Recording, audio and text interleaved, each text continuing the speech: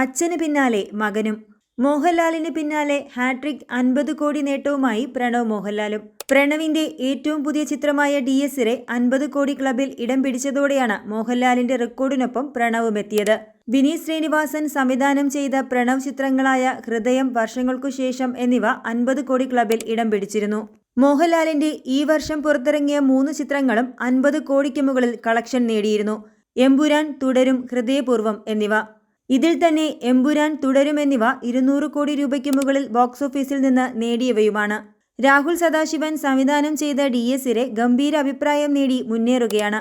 October 31-നാണ് ചിത്രം തിയേറ്ററുകളിലെത്തിയത്.